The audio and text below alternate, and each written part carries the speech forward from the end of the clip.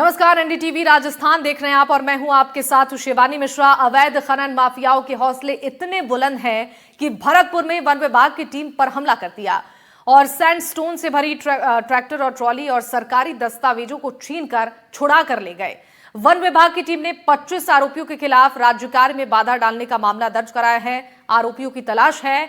देर रात वनखंड प्रभारी गौरव बंसल के साथ टीम गश्त कर रही थी, तभी सिद्ध बाबा मंदिर के पास गांव महलपुर चूरा की ओर से सैंडस्टोन से भरी ट्रैक्टर ट्रॉली आती नजर आई। वन विभाग की टीम को खड़ा देखकर खनन माफिया ट्रैक्टर ट्रॉली को मौके पर छोड़कर भाग गए। वन विभाग की टीम ने अवैध सैंडस्टोन से भरी ट्रैक्टर ट्रॉली की फोटो जीपीएस लोकेशन के साथ में ली और ट्रॉली जब्त करने की प्रक्रिया चल रही थी। तभी अज्ञात बदमाश वन कर्मियों से गाली गलौज और झगड़ा कर ट्रैक्टर ट्रॉली जबरन छुड़ा कर ले गए। यह घटना एक उदाहरण भर है। प्रदेश में भीलवाड़ा, सवाई माधोपुर, टोंक, राजसमंद, जालोर, बाड़मेर, टोंक और धौलपुर समेत कई ऐसे जगह हैं जहां पर खनन माफिया वन विभाग, खनन विभाग और पुलिस या फिर आम जनता को चुनौती देते हैं और टकराते हुए नजर आते हैं। कुछ जगहों पर इक्का दुक्का आरोपी पकड़े भी गए हैं और वाहन भी जब्त किए गए हैं, लेकिन बड़ी कार्रवाई नहीं हो पाई है जो अवैध खनन माफियाओं पर अंकुश लगा सके। सरकार कोई भी रही हो, प्रदेश में हर राज्य में खनन माफिया सक्रिय रहे हैं। पिछले एक साल में 1 जनवरी 2024 से 31 दिसंबर 2024 के दौरान प्रदेश में अवैध खनन के 2305 मामले दर्ज हुए और खान विभाग के 311 अधिकारी कर्मचारियों पर 93 हमले हुए हैं। खनन विभाग ने अवैध खनन के लिए 1438 मामले दर्ज किए हैं। वन विभाग ने वन भूमि पर अवैध खनन के 867 मामले दर्ज कराए। नेता प्रतिपक्ष टीकाराम जूली ने भी हाल ही में विधानसभा में कहा था कि प्रदेश अवैध खनन माफियाओं की गिरफ्त में फंस चुका है। खनन माफियाओं के हौसले बुलंद है, जिससे कि प्रदेश की लचर कानून व्यवस्था की स्थिति उजागर होती है। अपनी बात में आज हम इसी मुद्दे पर चर्चा करेंगे कि अवैध खनन और परिवहन क्यों नहीं रुक पा रहा है। बदमाश इतने बेखौफ कैसे हैं कि वन विभाग और पुलिस तक पर हमला करने और छीना झपटी से चूकते नहीं है। अवैध खनन माफियाओं को किसका संरक्षण है और अवैध खनन और नदी क्षेत्र में भारी मशीनरी और वाहनों के इस्तेमाल पर रोक क्यों नहीं लग पा रही है? क्या इसके कानूनी प्रावधान है? भीलवाड़ा पुलिस ने एसपी धर्मेंद्र सिंह यादव के निर्देशन में बजरी माफिया और अवैध खनन के विरुद्ध एक प्लान ऑपरेशन किया गया, जिसमें कुंडलियास एरिया में बनास नदी पर अवैध खनन किया जा रहा था। मौके पे 4 थानों की टीम, थाना मांडलगढ़, थाना मंगरोह, थाना सदर, थाना हमीरगढ़ और सीओ सदर की टीम मौजूद थे। मौके पे 7 LNT, 2 JCB, 21 dumper, 1 Bolero, 1 Creta को डिटेन किया गया जो अवैध खनन में मौजूद थी। साथ ही साथ इस मामले में FIR दर्ज कर आगे की कानूनी कार्रवाई की जाएगी। भीलवाड़ा पुलिस अवैध खनन और बजरी माफिया के विरुद्ध लगातार कार्रवाई कर रही है। तो इस पर चर्चा करने के लिए हमारे साथ कुछ खास मेहमान जुड़ रही हैं। परिचय के साथ इस चर्चा को आगे बढ़ाएंगे। कैलाश मीणा हमारे साथ जुड़ चुके हैं, सामाजिक कार्यकर्ता हैं, बहुत स्वागत है आपका। राजेंद्र त्यागी जी हमारे साथ जुड़ रहे हैं, पूर्व RPS अधिकारी, बहुत स्वागत है आपका भी सर। अमनदीप चौरी हमारे साथ जुड़ रही हैं, एडवोकेट हैं हाईकोर्ट के, आपका भी बहुत स्वागत है सर। और हमारे साथ मेहमान रघुवीर सिंह शेखावत जुड़ चुके हैं, पूर्व IFS अधिकारी, बहुत स्वागत है सर आपका। शुरुआत मैं आपके साथ ही करना चाहूंगी राजेंद्र जी। जैसे ही खनन माफियाओं के हौसले बुलंद होते हैं, इस पर कार्रवाई की बात सामने आती है। अब खनन माफियाओं के हौसले इतने ज्यादा बुलंद होते जा रहे हैं कि वन विभाग को भी नहीं छोड़ रही हैं, प्रशासन की टीमों को भी नहीं छोड़ रही हैं, हमले उन पर किए जा रहे हैं। अब सवाल यही है कि कानून व्यवस्था को किस तरीके से मजबूत किया जाए ताकि खनन माफियाओं के हौसले जो बुलंद हुए हैं उस पर अंकुश लगाई जाए। देखिए साहब शिवानी जी, चक्कर ये होता है कि इन पे कार्रवाई क्या यदा कदा की जाती है। यदि ये कार्रवाई लगातार की जाए तो इनके हौसले इतने नहीं बढ़ेंगे। अब ये महीने में कभी एक आध बार कार्रवाई होती है, उस कार्रवाई से इनका कोई फर्क नहीं पड़ता जी। और फिर कार्रवाई, अब आप देखिए वन विभाग के पास न तो इनके पास कोई जाब्ता है, न खनन विभाग के पास जाब्ता है। हमारे टाइम में खनन विभाग, वन विभाग, पुलिस, प्रशासन, तहसीलदार, पटवारी, सबकी एक संयुक्त टीम बनती थी, तब इनके विरुद्ध कोई कार्रवाई की जाती थी।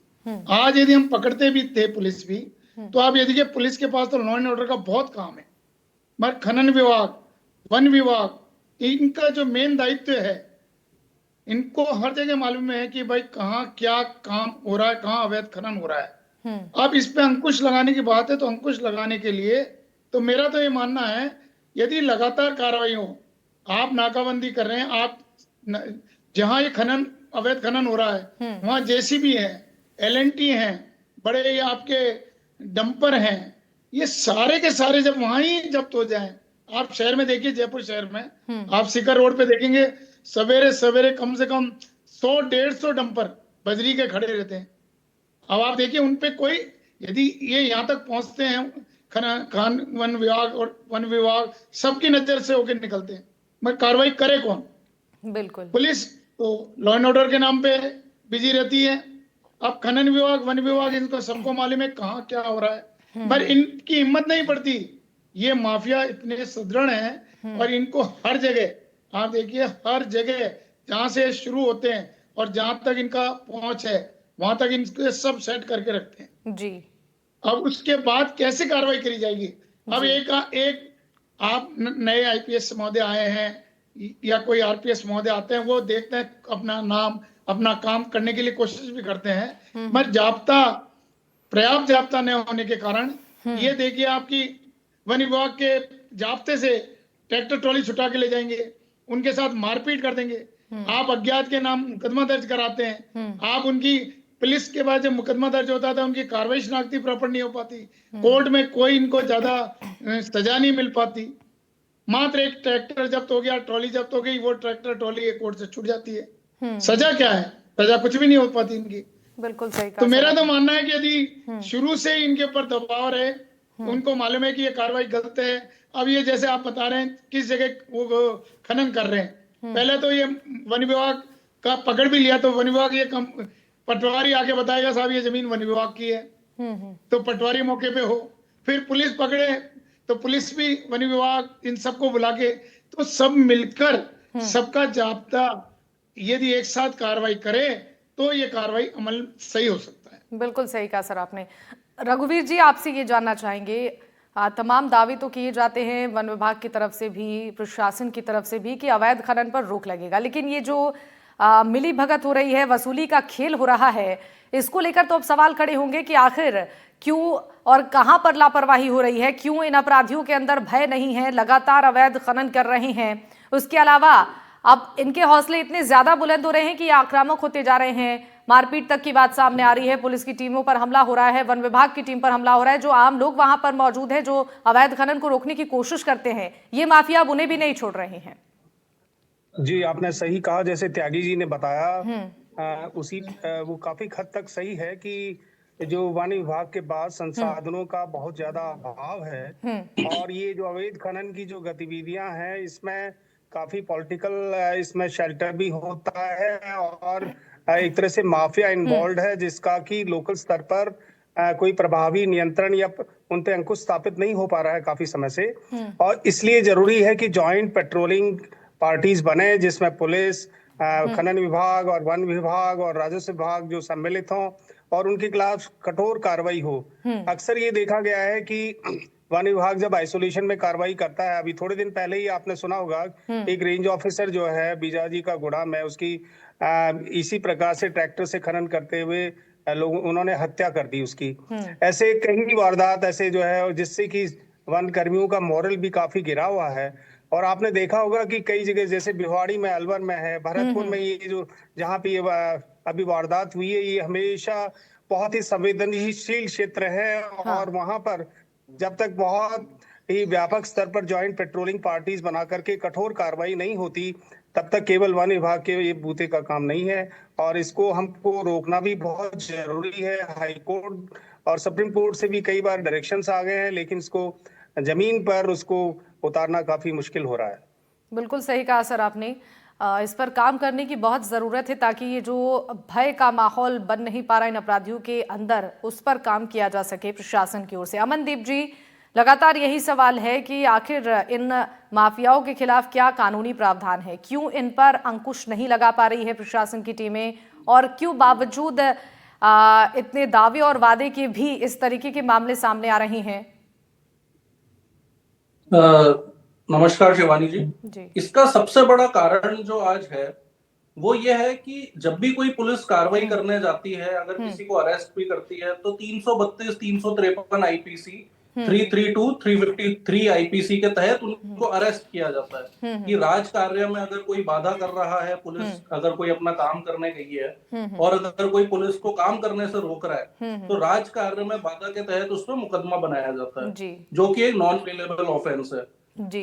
इसके अंदर जब उनको अरेस्ट कर लिया जाता है तो जब जैसे ही उन अभियुक्तों की बेल होती है, बेल होने के बाद में फिर से वो वही काम करना शुरू कर देते हैं, क्योंकि जो उनका मालिक है उनके पॉलिटिकल, ये सारा जो एक खेल है ये पॉलिटिकल खेल है कि आज जब कोई भी सरकार ओपोजिशन में होती है तो वो इस चीज के खिलाफ बहुत शोर मचाती है कि अवैध खनन हो रहा है, और जैसे ही वो पावर में आती है तो फिर से वो उस पर कोई काम ना करके फिर जो ओपोजिशन होती है वो इस चीज को बहुत ज्यादा लाइमलाइट में लाती है, and at the end of the day कोई भी इफेक्टिव कार्रवाई नहीं हो पाती है। अभी जो भरतपुर का केस हुआ तो उसके अंदर हाईकोर्ट ने, ऑनरेबल हाईकोर्ट ने सीबीआई डायरेक्टर को बुलाया, ऑनरेबल हाईकोर्ट ने, कि आप इसकी रिपोर्ट दीजिए कि वर्ष 2024 में 2300 से ज्यादा अवैध खनन के मामले सामने आए हैं।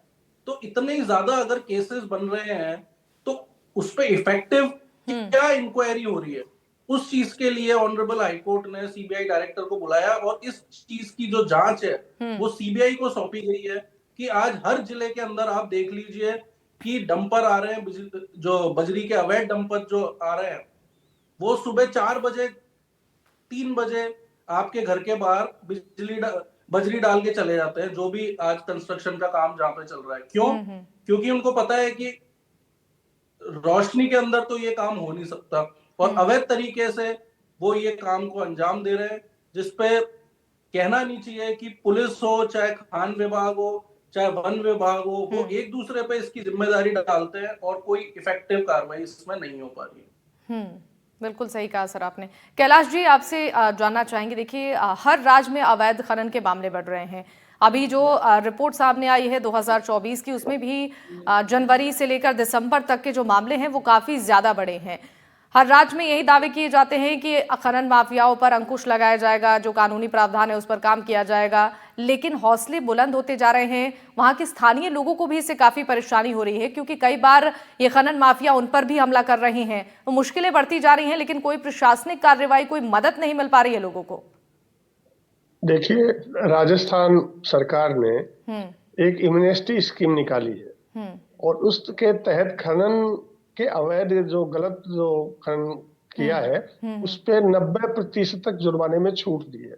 अब आप एक तरफ तो उनको प्रोत्साहित कर रहे हो कि जो खनन गलत तरीके से किया गया है, अगर उस पे पेनल्टी जो लगाई है उस पे आपको 90% तक छूट दी जा रही है। अब दूसरी तरफ देखिए कि सीएजी की रिपोर्ट जो पिछली है उसमें 100 करोड़ से लगभग का वो था, और तमाम इनके बाद आपके पास पॉइंट है। मैं खुद 4 मामलों में एनजीटी में, हाई कोर्ट में, यहाँ हम लोग अपीयर हैं, हाई कोर्ट में हमारे पक्ष में फैसला दिया। उसके बाद में धरातल पे क्या होता है, हमारे यहाँ एक अभी पिछले दिनों जो इलीगल माइनिंग से लेके जिस नौजवान अफसर ने एक कैरी की कि इधर से कैरी होते हैं, उनको बेचारे को उसने बताया कि एनेक्शन है, ये इधर से गुजरने वालों का गठजोड़ हमारी लोकेशन बताता है, और उसने उनको गिरफ्तार किया। यहाँ हमारे पुलिस थाना पाटन है, नीमका थाना में, उन्होंने उस मामले में 151 लगा के और उस मुलजिमों को छोड़ दिया।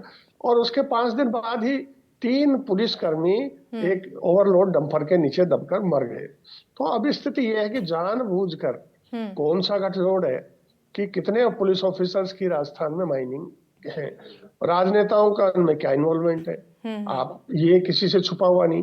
तो फिर हम जानबूझकर एक छोटे अधिकारियों पे इस पिछले 10-15 दिन के अंदर कितनी मौतें हुई हैं। पाली जिले में मौत हुई है, करौली में एक नौजवान नदी में इलीगल माइनिंग की फोटो खींच रहा है, वो पिछले 8 दिन से सवाई मानसिंह हॉस्पिटल में भर्ती है। भरतपुर में ये बहुत कम केस आते हैं जो ऊपर नहीं। एक गांव वाला अगर उसके खेत में आपकी माइनिंग से दिक्कत हो रही है, उसके घर में आपकी ब्लास्टिंग से दिक्कत हो रही है, अगर वो शिकायत करता है तो पुलिस उसी के घर जाके राजकार्य में बाधा आ रही है, भाई खनन को रोक रहे हैं, उसी को बंद कर देते हैं। तो ये सब खुला है, इच्छा शक्ति है नहीं। कभी कभार हम जो भी रोकने की कोशिश करे वो हताहत हो जाए, उस पर हमला हो, तो सरकार थोड़ी सी बयानबाजी करके अपना पीछा छुड़ाना चाहती है। सरकारों की इच्छा शक्ति नहीं है। नहीं तो जो लोग माइनिंग में इन्वॉल्व है, जो इतने पुलिस ऑफिसर्स इन्वॉल्व है, उनका करिए सारा खुला है कि हमारे कोटपुतली नीमका थाना में जो पुलिस ऑफिसर्स अपने परिजनों के नाम से माइनिंग कर रहे हैं, उनका कोई विरोध करे। उन पे कितने झूठे मुकदमे ग्रामीणों पे दर्ज है। ग्रामीण बेचारे छुपते फिर रहे हैं कि उनपे अभी एक गिरजन नदी है जो इलाके को सीखना चाहिए, उस नदी में पानी है, वहां के इलाके के लोगों ने उस नदी को बचा के रखा है। इसके लिए उनको कोई प्रोत्साहित करने के बजाय वह माइनिंग शुरू हो रही है। और वो गांव वाले कह रहे हैं भैया हमारा पानी, यहाँ हमारे खेती, हमारा जीवन सब कुछ बहुत अच्छा है। लोगों को, सरकारों को और समाज को देख के आना चाहिए कि हमने पानी कैसे बचाया है, ये हमसे सीखना चाहिए। उल्टे अगर ये बात कोई करता है तो पुलिस उनके खिलाफ मुकदमे दर्ज करती है। तो कथनी और करनी में हमारा बहुत बड़ा अंतर है। और सरकारें बस केवल अपनी खाना पूर्ति करने के लिए इस तरह की समय पर कार्रवाई करती है। नहीं, जो मैंने कहा सीएजी कर रही है, आपके पास सैटेलाइट है, बूचारा बांध है, ऐतिहासिक बांध है कोटपुतली में। अभी जाइए, 5 दिन पहले वहां कोई जा नहीं सकता माइनिंग माफिया क्या कि वहां पे पूरे बांध के नीचे इलीगल माइनिंग चल रही है। हमने बहुत जोर लगाया, चिल्लाए। अभी 5-6 दिन पहले हम उधर से गुजर रहे थे, तुरंत माफिया आपको रोकेंगे कि नहीं जा सकते आप। भाई ये पब्लिक पैलेस है और दर्शनीय स्थल था बहुत सुंदर, और उस इलाके का पूरा कोटपुतली इलाके का वो वाटर लेवल मेंटेन करता था। वहां नहरें थी, सिंचाई होती थी, सब कुछ खत्म कर दिया। लेकिन आप वहां पे ये कहेंगे, हमको ही समझाएंगे कि आपको ये रिस्क लेनी नहीं चाहिए थी, आपको नहीं जाना चाहिए था। भाई क्यों? बेरी बांध है वहां पे, उसको सरेआम तोड़ रहे हैं, माइनिंग हो रही है। लेकिन ये सरकार, अभी जैसे कहा, कोर्ट ने ऊपर से कहा, मैं खुद कोर्ट में हूँ अभी, 4-4, 5-5 मामलों में कोर्ट में हूँ, लेकिन कुछ नहीं। मुझ पे 6 बार जान से मारने के हमले हुए हैं। मुझ पे 2 दर्जन से ज्यादा फर्जी मुकदमे इसीलिए हुए हैं कि हमने इलीगल माइनिंग के खिलाफ आवाज उठाई। हम अपने अस्तित्व को बचाने की लड़ाई लड़ रही है। पशुपालन और छोटी खेती पर आधारित हमारा जीवन है, जो माइनिंग की वजह से तबाह हो गया। बिल्कुल, तो ये तबाही जो आम लोगों की है वो बढ़ती जा रही है, लेकिन कम नहीं हो रहा है अवैध खनन का काम। राजेंद्र जी, अब आपसे ये जानना चाहेंगे, जिस तरीके से अब इसमें अधिकारियों की मिली भगत की बात सामने आ रही है, सवाल इस पर उठ रहे हैं, पक्ष और विपक्ष एक दूसरे पर इस बात को लेकर हमलावर होते हैं, चाहे सरकारी किसी की भी हो, लेकिन काम नहीं हो पा रहा है और मुश्किलें बढ़ती जा रही हैं। आखिर किसकी शय है और क्यों इनके हौसले बुलंद हो रहे हैं? इस पर जवाब देने के लिए सरकार की ओर से कोई एक्शन नहीं लिया जा रहा है, कोई कदम नहीं उठाया जा रहा है। अब सवाल इसलिए खड़े हो रहे हैं क्योंकि कानून व्यवस्था अब लचर होती नजर आ रही है और हौसले खनन माफियाओं के कानून से भी ज्यादा बुलंद होते जा रहे हैं। देखिए शिवानी जी, पहली बात तो इस अवैध खनन में काफी पैसा है, खूब पैसा इनको मिलता है, काफी। आप देखिए, और इनके पास राजनीतिक संरक्षण है। आप बता रहे, सही कह रहे हैं कैलाश जी, कई अधिकारियों के दम पर चलते हैं, कई अधिकारी थानों में पार्टनर हैं। अब जब आप बताइए, जब इतने बड़े अधिकारी हैं, इतने राजनीतिक लोगों की ये खाने हैं और इतना ज्यादा पैसा इसके अंदर है, तो यहाँ तो लोग आगे होकर गिरने मरने के लिए तैयार रहते हैं। रही बात इनके खिलाफ क्या कार्रवाई करे, कौन कार्रवाई करे, रही सही 1-2 बार यदि आपने कार्रवाई कर दी तो इनके कोई फर्क नहीं पड़ता। वकील साहब ने सही फरमाया कि बिल्कुल आप गए, एक दिन रहे, दूसरे दिन जमानत, और एक मौके पे एक आदमी पकड़ा नहीं जाता। आप गाड़ी, आप देखिए ट्रैक्टर में जो भी इनके वाहन है, इनके रजिस्ट्रेशन नंबर नहीं होते, रोड पे ही चलते हैं। आरटीओ की जिम्मेदारी है कि भाई इनके न तो इनका कोई रजिस्ट्रेशन है, न कोई नंबर लिखे हुए हैं। आप पहले तो इनके कौन मालिक है उनकी तलाश होगी, मालिक ये बताएगा उस दिन कौन चला रहा था। किसी भी आदमी को, लेमैन को लाके, लो साहब ये है, इसके ऊपर कोई मुकदमा नहीं है पूर्व में, इसको भेजा कि साहब गांव का आदमी था, ये गांव का आदमी क्या कर सकता है। आप देखिए, मैं करौली पोस्टेड था, करौली में अवैध जो खनन हो रहा था, वहां जेसीबी और आपके बड़ी बड़ी एलएनटी वगैरह पड़ी रहती थी। अब एलएनटी का जब जब्त करने जाती थी पुलिस, तो ये माफिया उसका एक पार्ट निकाल के ले जाते थे। अब आप बिना उस पार्ट के न तो उसको स्टार्ट कर सकते, अब ये भी पता नहीं चलता था कि कौन सा पार्ट ले गए। फिर कोई टेक्निकल आदमी बुलाना पड़ता, भाई आप इसको देखो, तो उसके लिए हमारे को 1-2 दिन पूरे लग जाते थे एक एलएनटी को जब्त करने के लिए, कि भाई कैसे इसका कौन सा पार्ट निकाल के वो लेके गए हैं जिससे हम इसको जब्त कर लें। कोई भी पार्ट निकाला, आपको तो पता नहीं, आप टेक्निकल है बिल्कुल नहीं। बिल्कुल। अब उसको वहां से थाने पे लेके आना एक बड़ी जटिल समस्या होती, उसके लिए पूरा जाब्ता पूरा दिन का काम हो जाता था। जब ये माफिया इतना हावी है, इनके पास इस माफिया को इतना पैसा मिलता है, और ये बिल्कुल सही है कि हर डिपार्टमेंट में इनके मिलीभगत है, बिल्कुल। पुलिस भी है, राजस्व भी है, खनन विभाग है, वन विभाग है, हर जगह इनकी मिलीभगत है। जब ये मिलीभगत है और दिखाने के लिए आपको कोई कार्रवाई करनी है, तो कभी कभी कोई कार्रवाई भी कर देते हैं। आप पकड़ा देंगे, आप ये खुद ही पकड़ा देते हैं, तो सब आज डंपर पकड़ लो, आप आज ये पकड़ लिया। तो मेन चीज है, जब तक इनका राजनीतिक दबाव नहीं हो और पुलिस स्वतंत्र पूर्वक कार्य करे, या जो भी डिपार्टमेंट इससे संबंधित है, राजस्व हुआ, आपके खनन विभाग हुआ, वन विभाग हुआ, इनको प्रॉपर जाब्ता मिले। पहले पूर्व में आरएसी का जाब्ता इनके पास था, खनन विभाग के पास। हाँ। एक पूरा आरएसी का जाब्ता था। हाँ। और आरएसी की एक पूरी बटालियन सिर्फ अवैध खनन के खिलाफ चलाती थी। अब जाने कहाँ है, उनका कोई पता नहीं।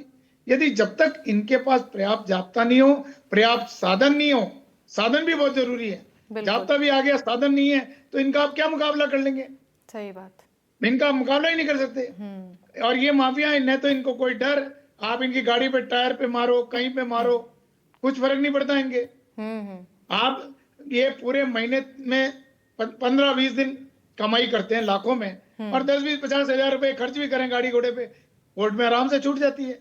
तो इनके विरुद्ध कोई कार्रवाई, मतलब प्रभावी कार्रवाई नहीं होती।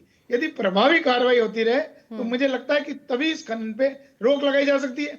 रही जाब्ता, रोज आप एक वन विभाग की एक गाड़ी चलेगी, हाथ दिया नहीं रुकी, ये खुद माफिया है, ये कहाँ रुकते हैं साहब? जी बिल्कुल सही कहा सर आपने कि प्रभावी कार्रवाई की जरूरत है। जब तक प्रभावी कार्रवाई नहीं होगी और व्यवस्थाएं पूरी नहीं होंगी, तब तक अवैध खनन का ये खेल चलता रहेगा।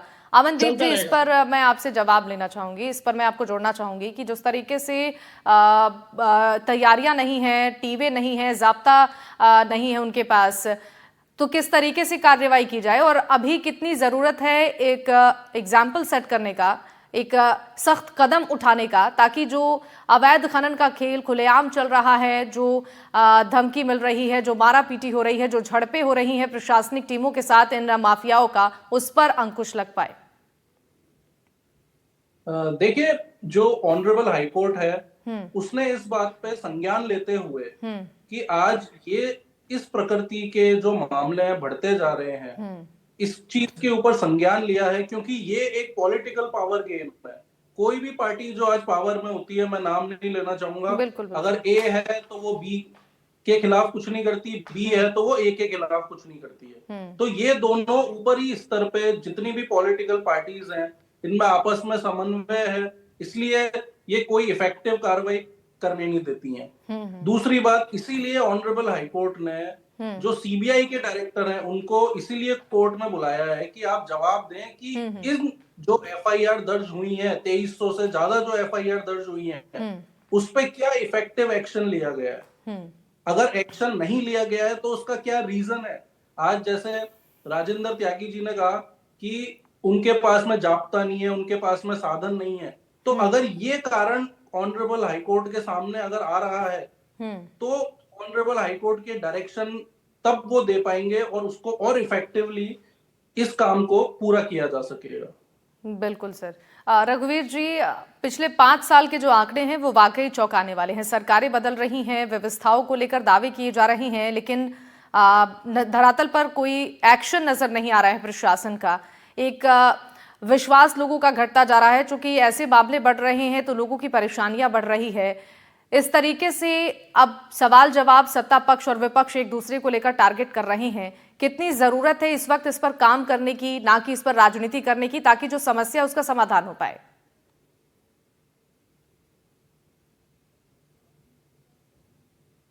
है अब केवल सामान्य समस्या नहीं रह करके, और ये एक लॉ एंड ऑर्डर की सिचुएशन बन गई है जी। ऐसी स्थिति में जब तक एक कंसर्टेड एफर्ट जो है सभी एजेंसीज नहीं करती हैं, और लगातार जब तक नहीं करती हैं, तब तक इस पे कंट्रोल नहीं हो सकता। तो इसमें बहुत जरूरी है कि कलेक्टर, जो डिस्ट्रिक्ट के कलेक्टर्स हैं, एसपीज हैं, उनको इन्वॉल्व करके और एक लगातार कई महीनों तक लगातार अभियान जब तक नहीं चलेगा तब तक इस पे अंकुश नहीं हो पाएगा। और कई ऐसे डिस्ट्रिक्ट्स हैं, कई प्लेसेस हैं जहां पर प्रेशियस स्टोन है या बजरी है, उन प्लेसेस का आइडेंटिफिकेशन करके और लगातार वहां पर इस तरह का जो है गश्ती और एक तैनाती स्टाफ की इंश्योर करनी पड़ेगी कि ये अपराधियों का जो है मनोबल टूटे और उनके खिलाफ स्ट्रांग कार्रवाई हो। जैसा आप जानते हैं वन विभाग को इसके कॉन्फिस्केशन की पावर्स हैं, लेकिन जब तक आप गाड़ी को, वाहन को वहां रेंज तक, थाने तक लाने की स्थिति में नहीं हो तब तक उसके खिलाफ कार्रवाई नहीं हो सकती। और अधिकतर देखा गया है कि इस प्रोसेस में, वाहन को लाने के प्रोसेस में रिटेलिएशन होता है, मारपीट होती है और कई प्रकार के अपराध जो है इस प्रकार से मनोबल गिरता है और जो वनकर्मी और जो टीम है वो परफॉर्म नहीं कर पाती है। तो ऐसी स्थिति में बहुत जरूरी है इसको लॉ एंड ऑर्डर्स का सिचुएशन मानते हुए डिस्ट्रिक्ट लेवल पे, तहसील लेवल पे सही एक सिस्टम बना करके और इसको कंट्रोल स्थापित करना जरूरी हो गया है। दूसरा मैं ये बताना चाहूंगा कि ये जो अपराध है, चूंकि इसमें जैसे बताया कि बहुत ज्यादा मनी इन्वॉल्व है और पैसा इन्वॉल्व होने से जो है इसमें मिलीभगत की संभावनाएं भी रहती है, पॉलिटिकल सनेक्शन भी रहता है और कई प्रकार के लोग जो है इन्वॉल्व होते हैं, जो नोटोरियस एलिमेंट्स हैं, सब इन्वॉल्व होते हैं, जिससे उन पे प्रभावी अंकुश काफी मुश्किल है।